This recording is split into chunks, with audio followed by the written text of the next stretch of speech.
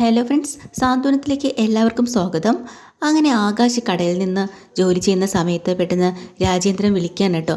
രാജേന്ദ്രൻ വിളിക്കുമ്പോൾ പുറത്തേക്ക് പോകാനും പറ്റുന്നില്ല. അച്ഛൻ ഇവിടെ ഉണ്ടല്ലോ, ആകെ പരിങ്ങലിലാണ്. ഫോൺ എടുത്തിട്ട് പറയാം, അങ്കിളെ ഞാൻ ഇപ്പം തന്നെ വരാം എന്നും പറഞ്ഞു. അപ്പം തന്നെ ബാലന് മനസ്സിലാവുന്നുണ്ട് എന്തോ ഉടായ്പുണ്ടെന്ന്.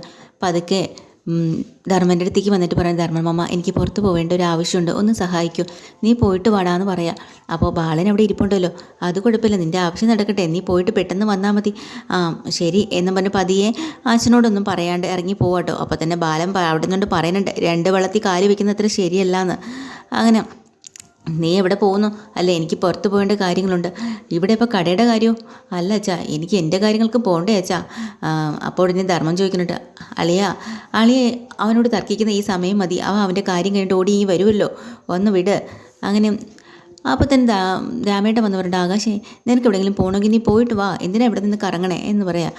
അപ്പം ബാലൻ പറയുന്നുണ്ട്, അവൻ ഇത്ര അത്യാവശ്യമായിട്ട് അവൻ ആരെയാണ് കാണാൻ പോകുന്നത്, എന്തിനാ കാണാൻ പോകുന്നത്, ഇതൊക്കെ എനിക്കറിയാം. അപ്പോൾ രാമേട്ടൻ പറയാം, പിള്ളേരല്ലേ ബാല, ഒരു വട്ടം വരച്ച് അതിനകത്ത് നിൽക്കാൻ നമ്മൾ പറഞ്ഞാൽ ഒരു പ്രായം വരെയൊക്കെ അവർ നിൽക്കും, അത് കഴിഞ്ഞാൽ അവർ നിൽക്കില്ല. അപ്പോൾ ധർമ്മൻ്റെ അടുത്ത കോമഡി പറയാട്ടോ, അങ്ങനെ നോക്കണ്ട, അവർ നിൽക്കുന്നിടത്തേ നമ്മളൊരു വട്ടം വരച്ചാൽ മതി, അതാ നല്ലത്. അപ്പം ബാലന് ദേഷ്യം വന്ന് ചെറിഞ്ഞൊന്ന് നോക്കുക കേട്ടോ. പതിയെ ധർമ്മൻ അവിടെ നിന്ന് സ്കൂട്ടായി. ഇനി അവിടെ നിന്നാൽ ധർമ്മൻ കിട്ടും വായിരിക്കുന്നത്. അപ്പോൾ ധർമ്മൻ അങ്ങോട്ട് പോകുന്ന സമയത്ത് ബാലൻ്റെ അടുത്തേക്ക് രാമേട്ടൻ വരിക. അപ്പോൾ രാമേട്ടനോട് പറയുന്നുണ്ട് ബാലൻ, എല്ലാവർക്കും എളുപ്പത്തിൽ മാറാൻ പറ്റും രാമേട്ട, പക്ഷേ എനിക്കങ്ങനെ മാറാൻ പറ്റുന്നില്ല. എടാ അത് നിൻ്റെ കുഴപ്പമാണ്. ആയിരിക്കാം, എൻ്റെ കുഴപ്പമായിരിക്കാം. മക്കളെക്കുറിച്ച് ഏതൊരച്ഛനും വലിയ പ്രതീക്ഷകളൊക്കെ ഉണ്ടാവുമല്ലോ. പിന്നെ എനിക്ക് ആര്യനെ മാത്രമായിരുന്നു കൂട്ടത്തിൽ ഏറ്റവും കൂടുതൽ ഞാൻ തള്ളിക്കളഞ്ഞത്. എന്നിട്ട് ഇപ്പോൾ അവൻ ഏറ്റവും പ്രിയപ്പെട്ടത് അവൻ മാത്രമായി. പിന്നെ എനിക്കിപ്പോൾ വേറെ ആരിലും ഒരു പ്രതീക്ഷയില്ല. സത്യം പറയാലോ രാമേട്ട, ആര്യനിലും മിത്രയിലുമാണ് എൻ്റെ ഏക പ്രതീക്ഷ. പിന്നെ മിത്രയെ ഒരു IAS ആക്കണം, അതാണ് എൻ്റെ ആഗ്രഹം. ഞാനത് ആക്കും. അങ്ങനെ അതിൻ്റെ ഒരു വാശി കൂടെയാണ്, ഞാനത് മാറ്റിയിരിക്കും എന്നിങ്ങനെ രാമേട്ടനോട് ഇത്രയും പറഞ്ഞു നിൽക്കുമ്പോൾ ഫോണിലേക്ക് ഒരു മെസ്സേജ് വരുന്നുണ്ട് കേട്ടോ. അങ്ങനെ ബാലൻ ആ മെസ്സേജ് തുറന്ന് നോക്കുമ്പോൾ കിടുങ്ങി പോകുന്ന കേട്ടോ. കാരണം ബാലൻ കണ്ട് ഞെട്ടുന്നത് ആര്യനും മിത്രയും കൂടെ ബാഗ് തൂക്കി ഇങ്ങനെ ഓടുകയാണ്. അപ്പോൾ ആ സോഷ്യൽ മീഡിയ വഴി ആ ഒരു കൊച്ച് ആ ഒരു വാർത്ത വലിയൊരു വാർത്തയാക്കി മാറ്റിയിട്ടുണ്ട് കേട്ടോ. പോലീസ് സ്റ്റേഷൻ എഴുതാൻ ഇത്ര ദൂരം റോഡ് ബ്ലോക്ക് ആയതുകൊണ്ട് ഓടിയെത്തി എന്നുള്ളൊരു അഭിമാന പുരസ്കാരമായിട്ട് അവരത് പറഞ്ഞ് വീഡിയോ സോഷ്യൽ മീഡിയ കംപ്ലീറ്റ് ഇട്ടിട്ടുണ്ട്. അതാണ് ബാലൻ്റെ കയ്യിലേക്ക് എത്തിയത്. ബാലനാകെ തകർന്നു പോയി. ഇത് മിത്രയല്ലേ ഈ കാണുന്നത്? അപ്പോൾ നോക്കുമ്പോൾ തൊട്ട് പുറകെ ആര്യനും ബാഗും കൊണ്ട് ഓടുന്നു. കാര്യങ്ങളൊക്കെ വിശദീകരിച്ച് മനസ്സിലായ സമയത്ത് ബാലനാകെ ദേഷ്യം പിടിച്ചു എന്ത് ചെയ്യണമെന്നറിയാതെ അവിടെ ഇരിക്കുക. എന്നിട്ട് ഓർത്തെടുക്കുകയാണ്. ഇവർ പോകുന്നതിൻ്റെ തലേ ദിവസം ഡൈനിങ് ഹാളിൽ നിന്ന് സംസാരിക്കുമ്പോൾ മിത്രയോട് എടുത്തെടുത്ത് ചോദിക്കുന്നുണ്ട്, ഇത്രയും ദൂരം കല്യാണത്തിന് പോകണോ മിത്രയെന്ന്. അപ്പം മിത്രയും ആര്യനും കൂടെ പറയുക, തിരുവനന്തപുരത്ത് വെച്ചുള്ള ഈ കല്യാണത്തിന് പോയേ പറ്റുള്ളൂ, ഒരു കല്യാണത്തിന് പങ്കെടുക്കുക, ഇത്രയും ദൂരം പോകണോടാ എന്ന് വീണ്ടും ബാലൻ ചോദിക്കുന്നുണ്ടോ.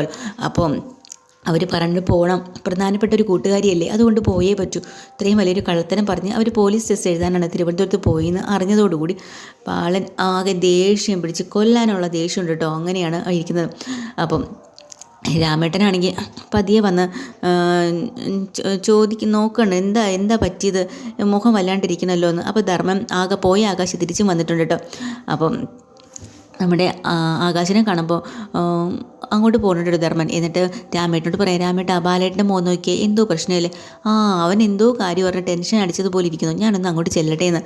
അടുത്തേക്ക് ചെല്ലുമ്പോൾ പതിയെ നോക്കുമ്പോൾ ആകാശ് വന്നിട്ടുണ്ടല്ലോ. ആകാശ് ഇപ്പം ബാലൻ്റെ മുന്നിൽ പോയി പെട്ട് കഴിഞ്ഞാൽ കിട്ടും. അപ്പോൾ ഉടനെ തന്നെ നമ്മുടെ ധർമ്മൻ പോയി പറയുന്നുണ്ട്, എടാ ആകാശ് നീ ഇപ്പം അങ്ങോട്ട് പോവല്ലേ, എന്തോ പ്രശ്നത്തിൽപ്പെട്ടിരിക്കുകയാണ്, എന്താവും കാര്യം, അച്ഛൻ എന്തേ ഇങ്ങനെ ഇരിക്കുന്നത്. അപ്പോൾ രാമേട്ടൻ എന്തായാലും ചോദിക്കാൻ പോയിട്ടുണ്ടല്ലോ. അപ്പോഴാണ് രാമേട്ടൻ ചോദിക്കാൻ പറയണം, രാമേട്ടാ നമ്മൾ ഓരോ മക്കളെക്കുറിച്ച് ഓരോന്നും പ്രതീക്ഷിക്കുന്നത് ഒക്കെ വെറുതെയാണ്, എന്താണ് ബാല നീ ഇങ്ങനെയൊക്കെ പറയുന്നത്. അല്ല, നമ്മൾ ഓരോന്നും പ്രതീക്ഷിക്കും, അത് ഒരാൾ എൻ്റെ കുടുംബത്തിൽ എല്ലാവരിലും ഓരോ പ്രതീക്ഷ വച്ചിരുന്നു, പക്ഷേ എല്ലാവരും എൻ്റെ കൈവിട്ടുപോയി. എന്നാലും അവസാന കച്ചിത്തുരുമ്പായിട്ട് ഒരാൾ എനിക്കൊരു പ്രതീക്ഷ ഉണ്ടായിരുന്നു. അപ്പോൾ ആകാശ് ഇവിടെ ചോദിക്കുന്നത്, ആരെയാ അച്ഛൻ പറയണത്? അപ്പം ഇപ്പോൾ അവനും എനിക്കിട്ട് പണിതരാൻ നോക്കുക. ഈ ഗോമതി സ്റ്റോറെ ഈ ഭൂമിയിലേക്ക് വന്നത് ഇവരാരെയും കണ്ടിട്ടല്ല രാമേട്ട. ബാലൻ രണ്ട് കാലത്തിന് നിവർന്ന് നിൽക്കും. പെട്ടെന്ന് ആ സ്വഭാവത്തിനൊക്കെ ഒരു മാറ്റം. എന്നിട്ട് വീണ്ടും രാമേട്ടനോട് പറയാം, പക്ഷേ ഒരു കാര്യമുണ്ട് രാമേട്ട, ബാലനെ ചതിക്കാൻ ശ്രമിച്ചവരെ ബാലൻ വെറുതെ വിട്ടിട്ടുമില്ല.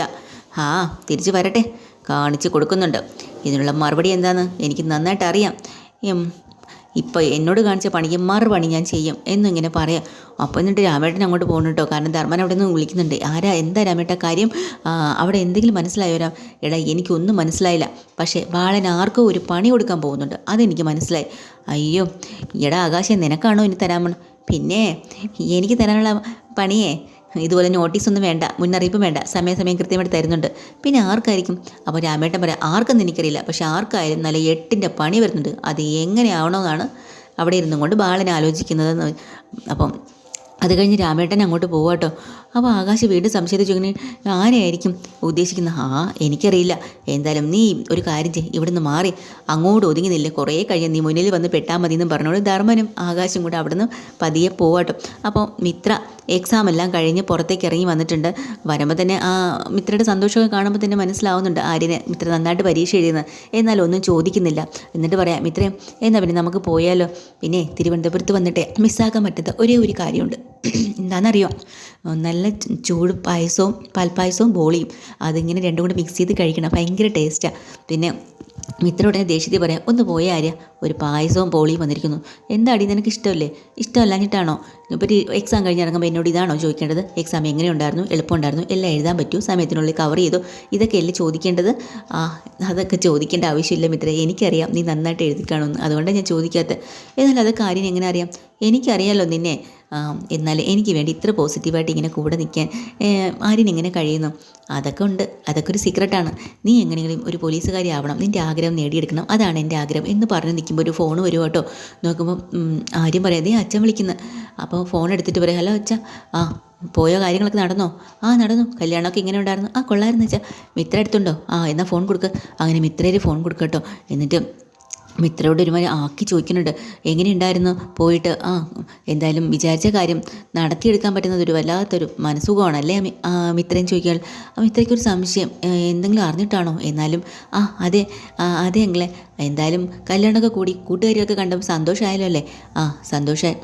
ശരി, എന്നാൽ ശരി വെക്കട്ടെ എന്ന് പറഞ്ഞ് ഫോൺ വയ്ക്കുക. അപ്പം മിത്രയ്ക്ക് ആദ്യം ചെറിയ സംശയം, ഒരു ദേഷ്യഭാവത്തിലാണെങ്കിലും ഇവരെ കല്യാണവും ബന്ധപ്പെട്ടാണല്ലോ ചോദിക്കുന്നത്. അപ്പോൾ വലിയ സംശയം അവർക്കും തോന്നുന്നില്ല. അങ്ങനെ അനുമോള് അമ്മയുടെ കണ്ണ് വെട്ടിച്ച് സെമിനാർ ഉണ്ടെന്ന് പറഞ്ഞ് കള്ളം പറഞ്ഞ് പുറത്തിറങ്ങിയിട്ടുണ്ട് ആലോകിനെ കാണാനായിട്ട്. അങ്ങനെ ആലോകിനെ കാണാനായിട്ട് ഓട്ടോയിൽ വന്ന് അവിടെ സംസാരിക്കുമ്പോൾ ആലോക് ചോദിക്കുക, നീ എങ്ങനെ പുറത്ത് ചാടി? ഞാൻ സെമിനാർ ഉണ്ടെന്ന് പറഞ്ഞ് കള്ളത്തിനെ പറഞ്ഞു. സെമിനാറോ? ബാംഗ്ലൂർ പഠിച്ച നിനക്ക് ഇവിടെ എന്താടി സെമിനാർ? ഈ ചോദ്യം എന്തായാലും അമ്മ ചോദിച്ചില്ല, പക്ഷേ മീനാക്ഷി ചേച്ചി എന്നോട് ചോദിച്ചു. ഞാൻ പറഞ്ഞു അവിടെയും അവരുടെ തന്നെ ഒരു കോളേജ് കേരളവുമായി ബന്ധപ്പെട്ട ഒരു ടൈപ്പ് ഉണ്ട്, അങ്ങനെ നടത്തുന്നതാണെന്ന് പറഞ്ഞിട്ട് അവിടെ നിന്ന് ഇറങ്ങിയത്. രക്ഷപ്പെട്ടു. പിന്നെ നിനക്ക് എന്താ സംസാരിക്കാനുണ്ടെന്ന് പറഞ്ഞല്ലോ? സംസാരിക്കാനുണ്ട്, വാ. എന്തായാലും അത് ഞാൻ പറഞ്ഞതിന് ശേഷം നീ തീരുമാനിച്ചാൽ മതി. ശരി, എന്നാൽ പിന്നെ വാ, എനിക്ക് നല്ല വിശപ്പുണ്ട്, നമുക്ക് ഇവിടെ ഹോട്ടലിൽ കയറിയാലോ? ഇവിടെ അടുത്തൊരു ഹോട്ടലുണ്ട്, നമുക്ക് അങ്ങോട്ട് പോയി കഴിക്കാം എന്നും പറഞ്ഞുകൊണ്ട് അനുമോളെയും കൂട്ടി അലോക് അവിടെ ഒരു ഹോട്ടലിൽ ചെന്ന് നിൽക്കുക കേട്ടോ. പോവുകയാണ്. ആ സമയത്ത് ബൈക്കിൽ ചെന്ന് ഇറങ്ങുമ്പോൾ നമ്മുടെ ദേവി നിൽക്കുന്ന ഹോട്ടലാണ് കേട്ടോ. ദേവി അവിടെ എല്ലാവർക്കും സപ്ലൈ ഒക്കെ ചെയ്യുന്നുണ്ട്. ദേവിയാണെങ്കിൽ ഇവരോട്ട് കാണുന്നുമില്ല. അകത്ത് ചെന്ന് നിൽക്കുമ്പോൾ ഇവർ ചെന്ന് ഓർഡർ ചെയ്യുന്നത് ബിരിയാണിയാണ്. അപ്പോൾ അലോക് പറഞ്ഞിട്ട്, ഈ ഹോട്ടലിൽ ബിരിയാണിക്ക് ഒരു സ്പെഷ്യലുണ്ട്, നല്ലതാണ്, അത് കഴിച്ചിട്ടുണ്ടോ? അലോക് ഇടയ്ക്കിടയ്ക്ക് വരാറുണ്ടോ? ഞാൻ ആദ്യമായിട്ട് ഇവിടെ വരുന്നത്, പക്ഷേ കഴിച്ചവരൊക്കെ നല്ല അഭിപ്രായം പറഞ്ഞിട്ടുള്ള. അതെയോ? എന്നാൽ ഓർഡർ കൊടുക്കണം. മുതലാളി ചെന്ന് നമ്മുടെ ദേവിയോട് പറയാം, ദേവി 5 നമ്പർ ടേബിൾ കൈകാര്യം ചെയ്യുന്ന ആരാ? അത് നളിനിയാണല്ലോ. നളിനി ഇന്ന് ലീവല്ലേ? ഒരു കാര്യം ചെയ്യും, നീ തന്നെ അവിടെ പോയി ഓർഡർ എടുത്തിട്ട് വാ, ചെല്ല്. ശരി, ഞാൻ പിന്നെ ഓർഡർ എടുക്കാമെന്ന് പറഞ്ഞുകൊണ്ട് നേരെ ചെന്ന് അങ്ങോട്ട് പോകാട്ടോ. ചെന്ന് പെടുന്നത് അലോകിൻ്റെയും അനുമോളുടെ മുമ്പിലേക്കാട്ടോ. ആകെ പേടിച്ച് കുറച്ച് ഞെട്ടിപ്പോയി കേട്ടോ. ബാക്കിലോട്ട് പോകാൻ പറ്റുന്നില്ല, മുന്നോട്ട് പോകാൻ പറ്റത്തില്ല. ആകെ ഒരു അവസ്ഥയിൽ ദേവി നിൽക്കാട്ടോ. എപ്പിസോഡ് തീരാ. പുതിയൊരു എപ്പിസോഡ് വീണ്ടും വരാം. ചാനൽ ഇഷ്ടമായി ലൈക്ക് ചെയ്യുക, സബ്സ്ക്രൈബ് ചെയ്യുക. താങ്ക്